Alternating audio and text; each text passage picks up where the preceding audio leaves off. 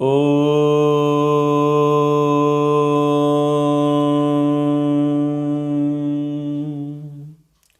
सहनाववतु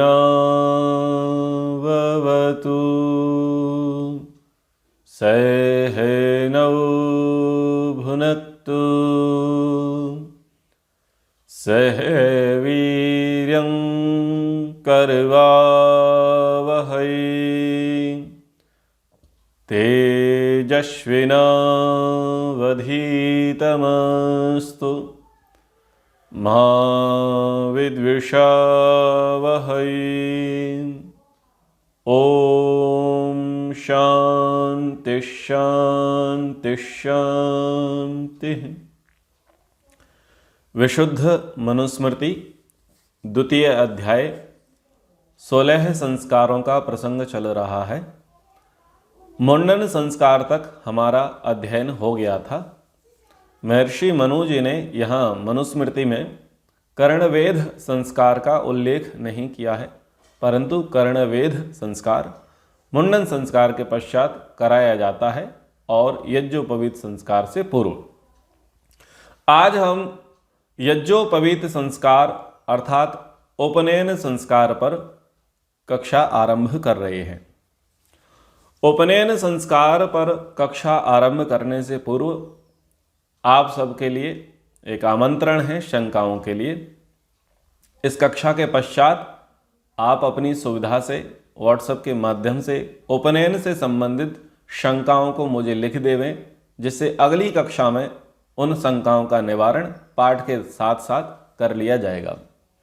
इस उपनयन संस्कार में यज्ञोपवीत का क्या महत्व है, क्या स्त्रियां यज्ञोपवीत धारण कर सकती हैं, क्या पूर्व काल में स्त्रियों ने यज्ञोपवीत धारण किया है, क्या ऋषिकाएं जिन्हें कहा जाता है ऐसी ऋषिकाओं का कोई इतिहास में उल्लेख है।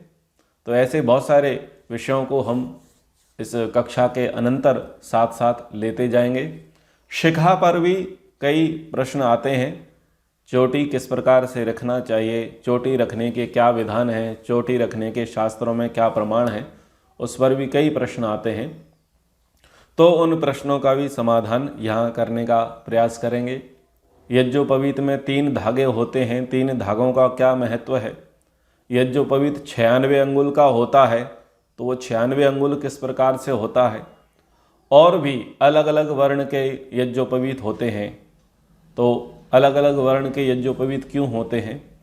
कहने का अर्थ ये है कि यज्ञोपवीत से लेकर से संबंधित जितने भी प्रश्न हैं, शंकाएं हैं, जिज्ञासाएं हैं, उन पर हम इन कक्षाओं के बीच बीच में हम विचार करेंगे। पृष्ठ संख्या है 62 62 और श्लोक संख्या है 11 यज्ञोपवीत संस्कार अर्थात उपनयन संस्कार कब करना चाहिए, यह प्रश्न है और इसी प्रश्न के उत्तर को आज हम समझेंगे। सबसे पहले तो उपनयन शब्द का यहाँ पर प्रयोग किया गया है। तो उप यानी समीप, नयन यानी ले जाना।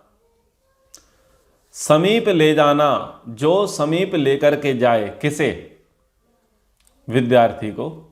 किसके समीप, आचार्य के समीप। किस लिए, विद्या अर्जन के लिए।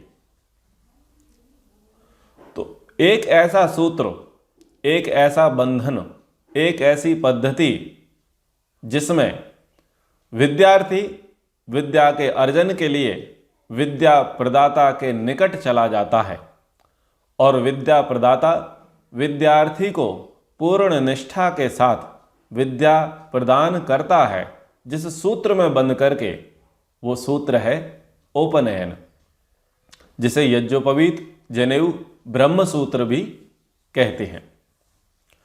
तो ये इसका अर्थ है, ये समीप लेकर के जाने वाला है। किसके, आचार्य के समीप लेकर के जाने वाला है। तो कह रहे हैं गर्भाष्टमेब्दे कुर्वीत ब्राह्मणस्य उपनायनम गर्भादेकादशे राज्यों गर्भास्तु द्वादशे विषः। तो सर्वप्रथम भाष्य में कहा कि ब्राह्मण वर्ण धारण करने के इच्छुक बालक बालिका का उपनायनम उपनयन, गुरु के पास पहुंचाना और विद्या अध्ययनार्थ यज्ञोपवीत संस्कार। गर्भाष्टमे अब्दे, गर्भ से 8वें वर्ष में अर्थात जन्म से 7वें वर्ष में कुर्वीत करें। राज्य क्षत्रिय वर्ण धारण करने के इच्छुक बालक बालिका का गर्भात एकादशे, गर्भ से 11वें अर्थात जन्म से 10वें वर्ष में और विषह वैश्य वर्ण धारण करने के इच्छुक बालक बालिका का गर्भात द्वादशे, गर्भ से 12वें अर्थात जन्म से 11वें वर्ष में उपनयन संस्कार करना चाहिए। यह माता पिता की इच्छा के आधार पर प्रयोग है और चारों वर्णों में उत्पन्न प्रत्येक बालक बालिका के लिए है। अब यहाँ पर 8वें वर्ष में, 11वें वर्ष में और 12वें वर्ष में समय लिखा है। आगे जब हम पढ़ेंगे तो यही 5वें 6वें वर्ष में आ जाता है और इसकी अंतिम अवधि भी आगे बता दी जाती है। तो कुछ कुछ बातों पर यहाँ पर चर्चा कर लेते हैं। गणना 2 प्रकार से होती है। एक, जिस दिन गर्भ ठहरा हो, गर्भ का निश्चय हुआ हो, वहां से गणना कर सकते हैं। और एक गणना कब कर सकते हैं, जब जात कर्म संस्कार हो, यानी उस जातक का जन्म हो जाए, तो वहां से भी गणना कर सकते हैं। वहां से गणना करेंगे तो 1 वर्ष कम हो जाएगा और गर्भ से करेंगे तो 1 वर्ष बढ़ जाएगा। तो इसलिए यहां पर 2 प्रकार से प्रयोग है। 8वें वर्ष में, तो 8वां वर्ष कहां से लिया गया है, गर्भाधान से लेकर के 8वां वर्ष लिया गया है और जन्म हो गया है तब वहां पर 7 वर्ष का प्रयोग हुआ है। अब 2 प्रकार के प्रश्न उपस्थित होते हैं। पहला प्रश्न उपस्थित होता है, क्या शूद्र को यज्ञोपवीत का अधिकार नहीं है? एक ये प्रश्न उपस्थित होता है।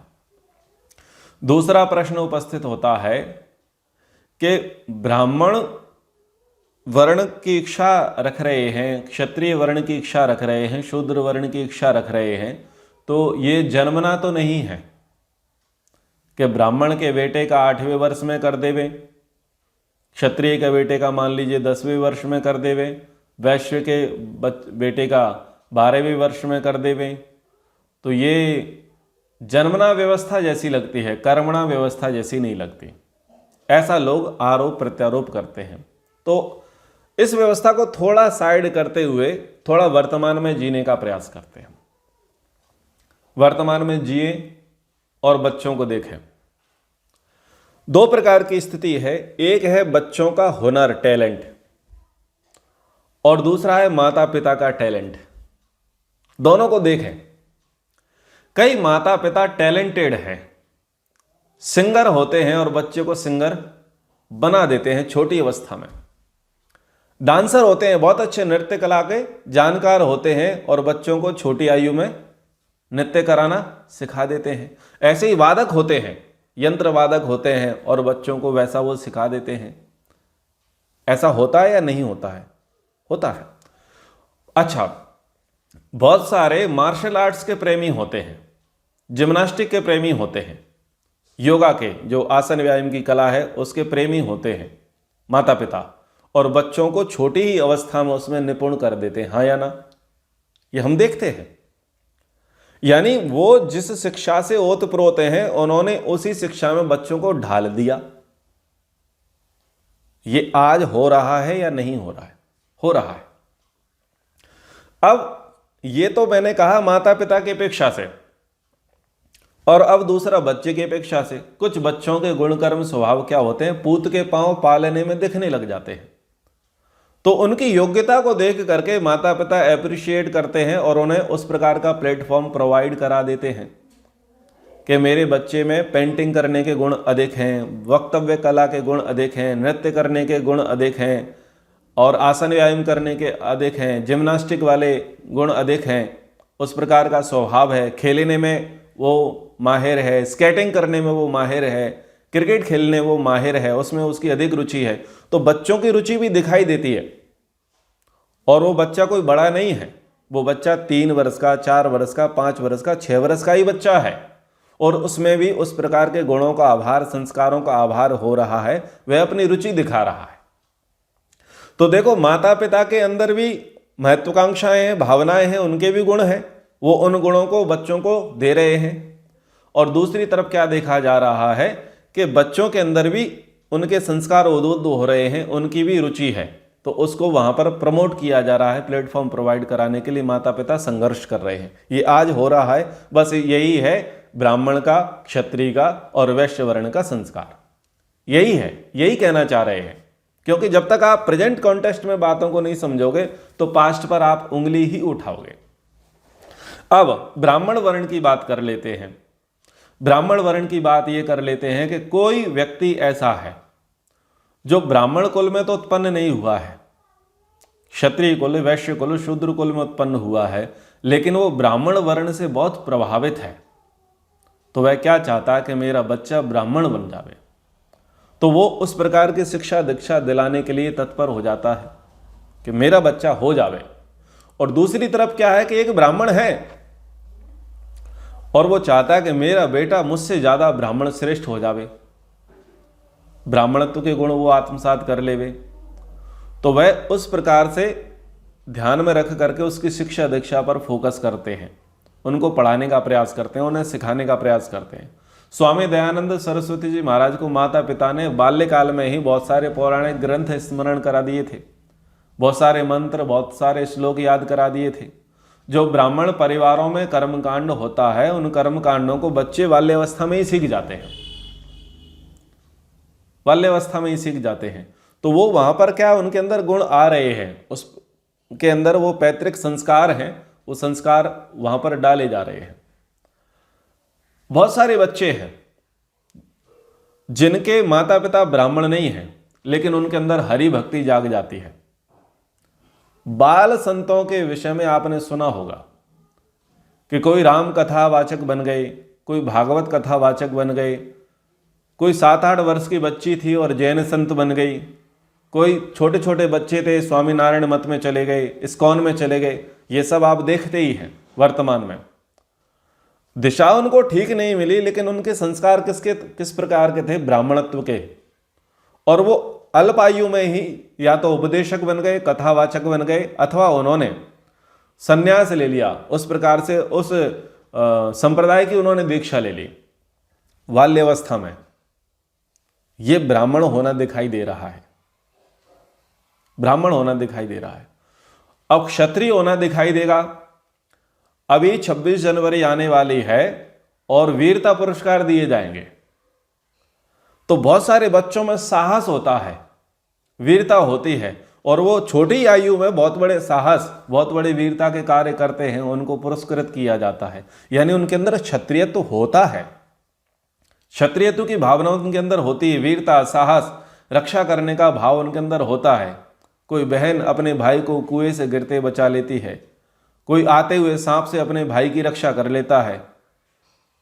कोई ऐसे अनेक अनेक प्रकार के कहानियां आज हमारे भारत में घट रही हैं, आप और हम सब टीवी के माध्यम से देखते हैं। कई बच्चे ऐसे हैं जिन्होंने शरीर को बड़ा बलिष्ठ बना लिया है, कठोर तपस्वी उन्होंने बना लिया है। वो एक पैर भी लंबे समय तक खड़े रहते हैं, एक पैर पर, और अनेक अनेक प्रकार की क्रियाएं करते हैं, जिम्नास्टिक करते हैं, मलखंब करते हैं, अद्भुत प्रकार के आसन लगाते हैं, शरीर उन्होंने बलवान बना रखा है। तो देखो उनके अंदर क्षत्रियत्व का विकास है। कई बच्चे हैं हिसाब किताब में माहिर हैं, हिसाब किताब यानी व्यापार बुद्धि में माहिर है, कैलकुलेशन उनका बेजोड़ है, व्यापारी बुद्धि उनकी चलती है। तो ये बच्चों में भी गुण दिखाई देते हैं। तो जैसे आज दिखाई दे रहे हैं, ये उसी प्रकार से है। यानी माता पिता की अपेक्षा से ये यहां पर संस्कार है। माता पिता की पहली चॉइस है, वो पूत के पांव पालने में दिखते हैं। यानी वो देख रहे हैं कि हमारा जो बच्चा है, बच्चे के अंदर ये सिम्टम्स दिखाई दे रहे हैं, तो आगे क्या बनेगा। तो आगे क्या बनेगा, उस संभावना को ध्यान में रख करके वो पहले उस संबंधित क्षेत्र में उनका दाखिला यानी यज्ञोपवीत करा रहे हैं। लेकिन फाइनली क्या होगा, ये तो तब होगा जब उनकी शिक्षा पूर्ण हो जाएगी, जब वो पक चुके होंगे, ब्रह्मचर्य की दीक्षा उन्होंने ले ली होगी, ये तो अंत में गुरुकुल ही बताएगा, उनके आचार्य ही बताएंगे कि भाई आपने ब्राह्मण बनने के लिए इसका एडमिशन कराया था, लेकिन ये वैश्य बन करके निकला। आपने वैश्य बनने के लिए इसका एडमिशन कराया, लेकिन ये क्षत्रिय बन के निकला। आपने क्षत्रिय बनने के लिए इसका एडमिशन कराया और यह ब्राह्मण बन करके निकला। अब इस बात को और समझ लो। आप देखते होंगे बाल्यावस्था में बच्चों की रुचि किसी अलग सब्जेक्ट में होती है और बाद में जाकर के उसमें सप्लीमेंट्री आती है, ग्रेस लगती है, फेल हो जाते हैं और उनकी रुचि युवावस्था में आकर के बदल जाती है। ये वर्तमान में आप देखते हैं या नहीं देखते? यानी शुरुआत में हम किस भाव को ध्यान में रख करके बच्चों का एडमिशन कराया था कि बताओ हम इंग्लिश मीडियम में करेंगे, पता चला इंग्लिश मीडियम में वो 0 बटा सन्नाटा हो गया और हिंदी में टॉप हो गया। शुरुआत में हिंदी में मीडियम में कराया, लेकिन बाद में जाकर के अनेक भाषाविद वो हो गया। शुरुआत में उसको गणित से डर लगता था, विज्ञान से डर लगता था, तो सामान्य सब्जेक्ट उसे दिलाए गए और बाद में बहुत बड़ा गणितज्ञ बन गया, बहुत बड़ा साइंटिस्ट बन गया। तो ये परिवर्तन बच्चों में आप और हम सब देखते ही हैं कि प्राइमरी क्लास में उसकी योग्यता बुद्धि क्या थी और कॉलेज तक आते आते उसकी योग्यता और बुद्धि में क्या परिवर्तन आया, ये आज आप और हम देखते ही हैं। तो ये सारी व्यवस्थाएं प्राचीन हैं, इसलिए बुद्धि का दिवालिया जो लोगों का हो गया है ना, वही इस प्रकार की बातें रखते हैं कि नहीं ये तो जन्मना व्यवस्था को कह रहे हैं। माता पिता की अपेक्षा से ये संस्कार है। माता पिता चाहते हैं कि हम अपने बच्चे को ब्राह्मण बनाएं और बच्चे में ब्राह्मणत्व के सिम्टम्स दिखाई दे रहे हैं, इसलिए हम इसका 7वें वर्ष में जल्दी से ही हम इसका यज्ञोपवीत संस्कार कराना चाहते हैं, जनेऊ संस्कार कराना चाहते हैं। हमारे बच्चे में क्षत्रियत्व के संस्कार उभर रहे हैं, इसलिए अब हम इसे 10वें वर्ष में जाकर के इसका जनेऊ संस्कार करा रहे हैं। हमारे बच्चे में वैश्यत्व के संस्कार प्रकट हो रहे हैं, इसलिए हम इसे 12वें वर्ष में जनेऊ संस्कार करा रहे हैं। आगे के श्लोकों में ये अवधि घटेगी भी, 5, 6, 7 वर्ष में ये आ जाएगी, उसको हम आगे पढ़ेंगे। तो ये अपेक्षा से, माता पिता की अपेक्षा से है, माता पिता की डिमांड है। 2 प्रकार की बात बता दी, एक तो माता पिता उसमें निष्णात हैं, प्रवीण हैं, कुशल हैं, एक ये कंडीशन है, और दूसरी कंडीशन ये है कि वो बच्चों में उस प्रकार की योग्यता देख रहे हैं, बच्चों में उस प्रकार के संस्कार उद्बुद्ध होते हुए देख रहे हैं। बच्चों का निर्माण ये 2 ही प्रकार से हो सकता है। यदि माता पिता टैलेंटेड हैं तो यदि वो बच्चों को टैलेंटेड बना लेंगे तो उनका टैलेंट सुधर जाएगा। दूसरी स्थिति ये है कि यदि बच्चे टैलेंटेड हैं और माता पिता उनके टैलेंट की कदर करेंगे तो बच्चों का भविष्य सुधर जाएगा।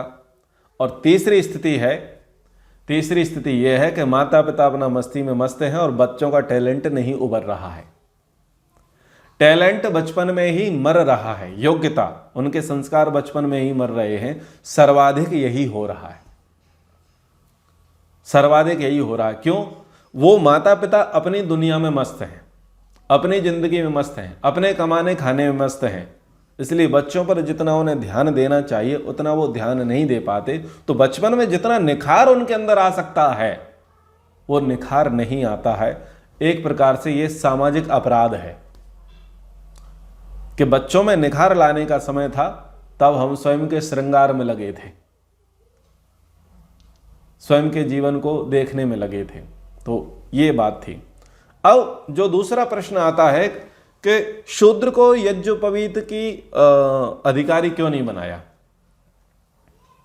शूद्र को यज्ञोपवीत का नियम क्यों नहीं बताया? महर्षि मनु जी की जो मान्यता है वो क्या कहते हैं, एक जाति शूद्र, वो ये बात कहते हैं, चतुर्थ एक जातिस्तु शूद्र, यानी विद्या प्राप्ति रूप दूसरा जन्म जिसका नहीं होता वह एक जाति, एक जन्म वाला शूद्र होता है।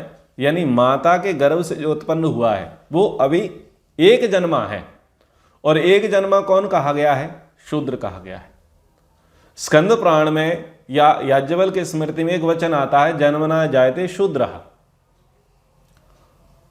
तो सबकी स्थिति वही है, जो जन्म हुआ है तब तो वो कम बुद्धिमान ही है, अबोध हैं, कम जानने वाले हैं, और विद्वता की अपेक्षा में उनको कहेंगे मूर्ख। कई लोग ये कहते हैं कि आप मूर्ख शब्द का प्रयोग करते हैं, महर्षि मनु जी ने कहाँ लिखा है मूर्ख? तो मैं कहता हूं मूर्खो, मूर्ख का मतलब वो मूर्ख नहीं जो तुम मूर्ख समझ रहे हो। मूर्ख का अर्थ है विद्वता का विलोम, मूर्ख। आप 50 वर्ष के हैं, 25 वर्ष के हैं, जितनी बुद्धि आप में है, क्या 5 वर्ष के बच्चे में उतनी बुद्धि है? नहीं है। तो आपकी अपेक्षा से वह कौन हुआ? मूर्ख। बस इतनी सी बात है। आपके अंदर जितनी समझदारी है, जितनी सहनशीलता है, जितना बुद्धि कौशल है, वो एक 4, 5, 6, 7, 8 वर्ष के बच्चे में नहीं है। तो आपकी अपेक्षा से वह मूर्ख है। बस इतनी सी बात है। लेकिन वो अपने वर्ग में मूर्ख नहीं है, अपनी टोली में तो मूर्ख नहीं है ना, अपनी टोली में मूर्ख नहीं है। विद्वान का अपोजिट है मूर्ख। दिन का अपोजिट रात, रात्रि का अपोजिट दिन। तो बस इतनी सी बात है। तो आरंभ में तो वह शूद्र ही है। और यहां पर सभी के लिए है, नियम है कि भाई आप अपने बच्चों को क्या बनाना चाहते हैं। किसी को पैसे की कमी दिखाई दी तो पैसे की कमी दिखाई देने वाला क्या सोचता है कि हम पैसे वाले बन जावें, हम धनवान हो जाए ताकि हमारी गरीबी दूर हो जाए। तो उसके जीवन का लक्ष्य क्या है कि मैं तो धनवान नहीं बन सका, मेरे बच्चे धनवान बन जावें। तो धनवान बनने के लिए शिक्षा की आवश्यकता है और शिक्षा के लिए जनेऊ आवश्यक है। तो जनेऊ होगा या नहीं होगा? जनेऊ होगा, उसी नियम से होगा, सबके लिए होगा। आप धनवान तो हैं लेकिन सामर्थ्यवान नहीं है, शक्ति का ह्रास है। आपको लगता है कि हमारे घर में 4 लोग तो धनवान हैं, पर एक ताकतवर आदमी भी होना चाहिए, एक मजबूत होना चाहिए, एक बलवान होना चाहिए, रक्षक, एक योद्धा होना चाहिए। ये भाव रहता है तो फिर चलो इसको क्षत्रिय वर्ण की शिक्षा दीक्षा देंगे। एक ने कहा देखो धन भी है, बल भी है, पर उतना ज्ञान नहीं है जितना होना चाहिए, क्योंकि ज्ञान ही सर्वोपरि है, ज्ञान से ही मुक्ति मिलती है। तो बोले चलो ब्राह्मण बनना चाहिए। एक पिता के 3 पुत्र हैं, तो देखो एक सेना में चला गया, एक टीचर बन गया और एक व्यापारी बन गया।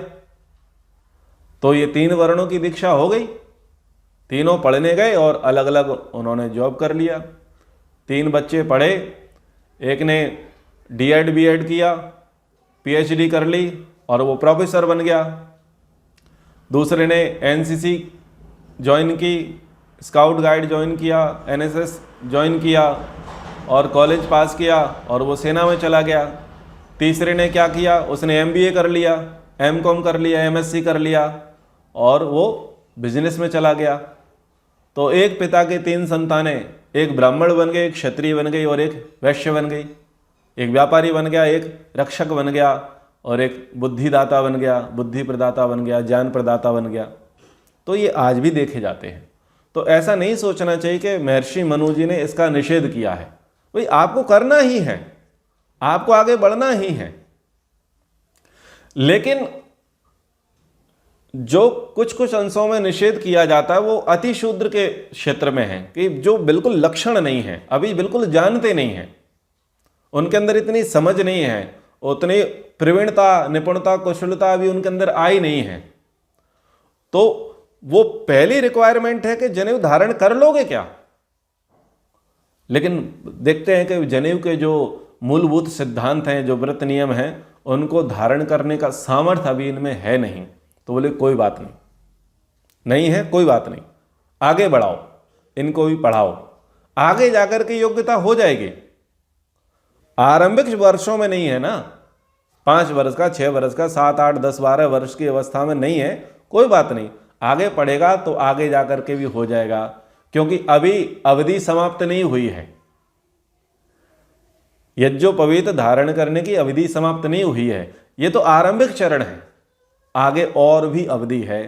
तो उपनयन का विशेष समय लिखा है, ब्रह्मवर्चस कामस्य कार्यम विप्रस्य पंचमे, राज्यो बलार्थिना षष्ठे, वैश्यस्य हार्थिनो अष्टमे। तो ये ब्रह्मवर्चस कामस्य, इस संसार में जिसको ब्रह्म तेज, ईश्वर, विद्या, बल आदि की शीघ्र एवं अधिक प्राप्ति की कामना हो, ऐसे विप्रस्य ब्राह्मण वर्ण की कामना रखने वाले बालक बालिका का माता पिता की इच्छा के आधार पर ये उपनयन संस्कार का प्रयोग है। इसको पंचमे कार्यम, जन्म से 5वें वर्ष में ही करा देना चाहिए। तो वहां मिडिल बात लिखी है, 8वें वर्ष में करा रहे हैं, और जिनको जल्दी ही इस क्षेत्र में प्रवीण होना है, कुशल होना है, निपुण होना है। जल्दी क्यों? मैंने जैसे पूर्व में बताया, माता पिता टैलेंटेड हैं और बच्चों में भी टैलेंट है। तो अन्यों के बच्चे जो 15 वर्ष में समझेंगे, उनके बच्चे 7-8 वर्ष में समझ जाएंगे। अन्यों के 7-8 वर्ष में समझेंगे, उनके 4-5 वर्ष में समझ जाएंगे, क्योंकि पैतृक गुण आते हैं, कुल के संस्कार तो आते ही हैं। तो इसलिए उनको लगा कि भाई इनके अंदर सिम्टम बड़े अच्छे दिखाई दे रहे हैं, तो उन्होंने क्या किया, शीघ्रता से ही उनका यज्ञोपवीत संस्कार करा दिया। कौन से वर्ष में करा दिया? 5वें वर्ष में करा दिया। यह बलार्थिना राज्य, इस संसार में बल पराक्रम आदि क्षत्रिय विद्याओं की शीघ्र एवं अधिक प्राप्ति की कामना चाहने वाले क्षत्रिय वर्ण के इच्छुक बालक बालिका का 6ठे जन्म से 6वें वर्ष में यज्ञोपवीत संस्कार करा देवे। यानी यहां पर भी माता पिता सैनिक हैं, सेना में हैं, कुशल हैं, पुरुषार्थी हैं और ताकतवर हैं, बलवान हैं, समर्थ हैं, इस क्षेत्र के राजनीति के विशेषज्ञ हैं। तो उन्होंने बच्चे को शीघ्रता के लिए यहाँ पर उनको 6वें वर्ष में करा दिया। यह अर्थिना वैश्य से, इस संसार में धन ऐश्वर्य की शीघ्र एवं अधिक कामना वाले वैश्य वर्ण के इच्छुक बालक बालिका का 8वें जन्म से 8वें वर्ष में उपनयन संस्कार करा देना चाहिए। यानी इसकी भी व्याख्या पिछले ही श्लोक में हमने कर दी। ये जो कहना चाह रहे हैं, महर्षि दयानंद जी ने लिखा कि जिसे शीघ्र बल और व्यवहार करने की इच्छा हो और बालक भी पढ़ने में समर्थ हुए हों, तो ब्राह्मण के लड़के का जन्म व गर्भ से 5वें, क्षत्रिय के लड़के का जन्म व गर्भ से 6ठे और वैश्य के लड़के का जन्म व गर्भ से 8वें वर्ष में यज्ञोपवीत करा देवे। तो ये 2 समय निकल करके आ गए, 2 समय निकल करके आ गए। और अब अंतिम समय बता रहे हैं कि यदि इस समय किसी कारणवश नहीं हुआ, किसी कारणवश उनका यज्ञोपवीत संस्कार नहीं हुआ, तो अभी अंतिम समय बताया जा रहा है। अषोडशात् ब्राह्मणस्य सावित्री नाति वर्तते, आद्वाविंशात् क्षत्रिय, आद्वाविंशात् छत्र बंधोरार चतुर्विंशतेर्विशः। तो कह रहे हैं ब्राह्मण से, ब्राह्मण वर्ण को धारण करने की इच्छा रखने वाले बालक बालिका का अषोडशात् 16वें वर्ष में, छत्रबंधौ क्षत्रिय वर्ण के इच्छुक बालक बालिका का आद्वाविंशात् 22 वर्ष तक, विंशः वैश्य वर्ण के इच्छुक बालक बालिका का आचतुर्विंशते 24 वर्ष तक, सावित्री न अतिवर्तते, यज्ञोपवीत का अतिक्रमण नहीं होता, अर्थात इन अवस्थाओं तक उपनयन संस्कार कराया जा सकता है। यदि आरंभिक कालों में नहीं हुआ है, और उसके कई कारण हो सकते हैं, जैसे कि शूद्र के विषय में कहा था कि भाई आरंभ में उनकी उतनी योग्यता नहीं थी, उनका सामर्थ्य नहीं था, उन्होंने पुरुषार्थ किया, अपनी स्थिति से वो ऊपर उठ करके आए और अपने आप को काबिल बनाया। तो आप जब आप काबिल हो जाओ, जब प्रवीण कुशल निपुण हो जाओ, तब फिर आप जाकर के यज्ञोपवीत करा लेना। किसी कारणवश पिता का देहांत हो गया, माता का देहांत हो गया, अथवा बच्चा रुग्ण था, अभाव था, गुरु का अभाव था, जो कुल गुरु थे उनका देहांत हो गया, कुछ भी, अगर बाल्यावस्था में यज्ञोपवीत नहीं हुआ है तो उसका कोई बड़ा ही कारण होगा ना, बड़ा ही कारण होगा। तो उस कारण से जब उबर जाओ तो आप उस अवस्था तक जाते जाते करा लेना, ये फाइनल है। 16वें वर्ष में ब्राह्मण वर्ण की इच्छा रखने वाला 16वें वर्ष में करा लेवे, क्षत्रिय वर्ण की इच्छा रखने वाला व्यक्ति 22वें वर्ष में करा लेवे, और वैश्य वर्ण की इच्छा रखने वाला 24वें वर्ष में करा ले। यहां तक करा ले, यानी यहाँ तक हो जाना चाहिए। तो कौन बचा? कोई नहीं बचा। तो सबके लिए यहाँ पर यज्ञोपवीत का विधान है। अब यहाँ पर भाष्य में तो बालक बालिका दोनों शब्दों का प्रयोग है कि बालक का भी करावे और बालिका का भी करावे। लेकिन जब बालिका की बात आती है, स्त्री की बात आती है, तो लोगों के कान खड़े हो जाते हैं और वो पूछते हैं अच्छा स्त्रियां भी जनेऊ पहनती हैं, स्त्रियां भी जनेऊ पहन सकती हैं? ऐसी ऐसी बातें लोगों की आती हैं। और जो गायत्री जपने का निषेध करते हैं, हवन करने का निषेध करते हैं, वेद मंत्र पढ़ने का निषेध करते हैं, तो जनेऊ का निषेध भला क्यों ना करें? तो उन सब के प्रश्नों के उत्तर कल की कक्षा में देंगे। कल की कक्षा में बताएंगे स्त्रियों को यज्ञोपवीत धारण करने का अधिकार है या नहीं है। अगर उनको अधिकार नहीं है तो फिर उन्होंने यज्ञ में आहुति कैसे दी? प्रश्न ये। फिर उनका विवाह कैसे हुआ? प्रश्न ये। उन्होंने वेद मंत्र कैसे पढ़े? प्रश्न ये। माता निर्मात्री भवती, वो शिशु का निर्माण करने वाली हुई? प्रश्न ये। और वो रानियां हुई, उन्होंने राजपाट चलाए और उन्होंने शास्त्रार्थों में भाग लिया। इतनी सारी बातें हैं। ये कैसे किया? क्योंकि प्रोसेस सबके लिए समान है, नियम किसी के लिए खंडित नहीं है, अपवाद किसी के लिए नहीं है। उपनयन धारण करना पड़ेगा। विद्यार्थी को विद्या प्राप्त करने के लिए, विद्या प्रदाता के पास जाने के लिए जो विद्या सूचक है, विद्या का सूत्र है, ब्रह्म सूत्र है, उसे धारण करना पड़ेगा। ठीक है, तो इस विषय में फिर हम कल की कक्षा में विचार करेंगे। समय के अनुसार कक्षा को यहाँ पर विराम करते हैं। एक बार ओम का उच्चारण।